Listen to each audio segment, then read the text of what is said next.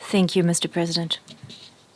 Today, the Security Council adopted a resolution which, once again, recalls to the Syrian parties the need to halt violence and swiftly implement the Geneva Communique. It requires that they comply with their obligations under international humanitarian law and international human rights. The resolution also expresses deep concern regarding the rise of terrorist activities, which is a sort of Damocles on Syria today. Terrorist attacks carried out by the ISIS, the Jabhat al-Nusra, and the Islamic Front are increasingly violent and senseless. Now, on 9 June, the town of Hattab in the governorate of Hama was attacked. There were no military nor economic targets here, which would be of interest for the armed opposition. The killers beheaded 14 people, including 7 women and girls. On 10 July, a similar attack was conducted in Texas, where women were violently murdered.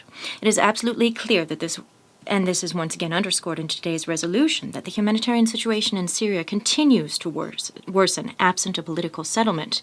In this context, the Security Council felt it necessary to carefully take a look at the request of OCHA regarding possible steps for alleviating the suffering of Syrians in areas controlled by the opposition. The Russian Federation took active part in the agreement of this draft resolution, guided by the need to improve the humanitarian situation in Syria, alleviate the suffering of civilians in the country, and improve the conditions of work for humanitarian players or agencies.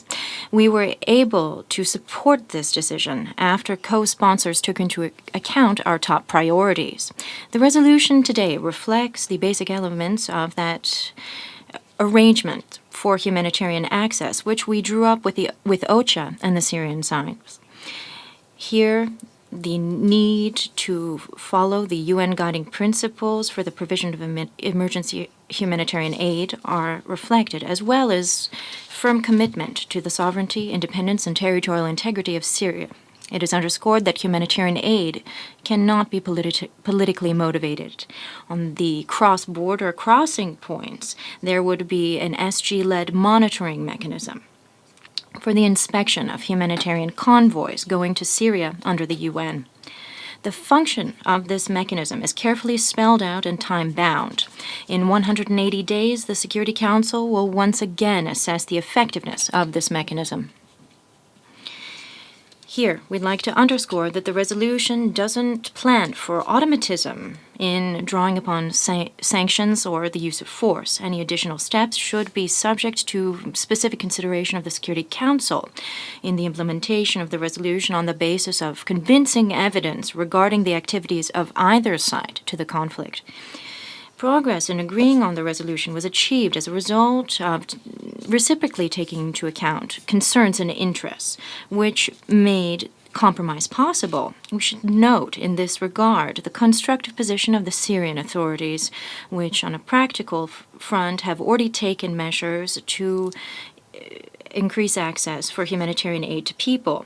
As per the resolution, the humanitarian convoys transport would be carried out taking into account said UN guiding principles on the provision of humanitarian aid. This means that the sovereignty, independence, and territorial integrity of Syria would be firmly complied with. We expect that the UN monitoring mission and its activities would interact with the government of Syria, working objectively, impartially, and its composition would be established based on the principle of equitable geographical representation and be acceptable for sides. The UN monitors should ensure, as set forth in the resolution, effective control or monitoring over the transports into Syria of just humanitarian convoys. We expect that the reports of the UN workers to the Security Council would be objective and based on verified information, as well as report on the activities of all sides, including those of the armed opposition. There's a need to ensure that opposition armed groups implement the resolution as well, which equally applies to all sides. Today's resolution once again underscores the importance of agreement regarding localized ceasefires. They have demonstrated their effectiveness in ensuring food security and saving lives.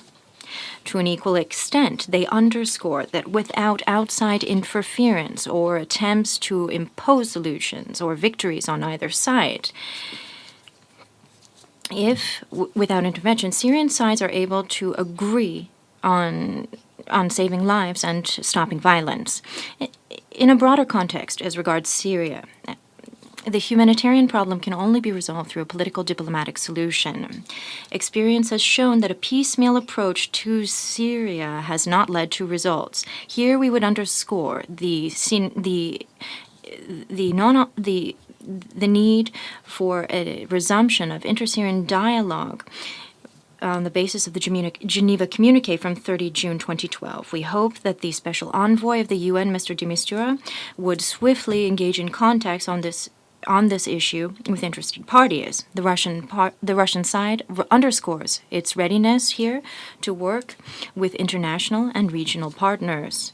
Only together, rather than unilaterally, as demonstrated by the chemical weapons process in Syria, can be effective. Sir, we hope that such constructive and responsible approach and unanimity in the Security Council today would apply to the Russian proposal, that is the draft PRST, regarding the inadmissibility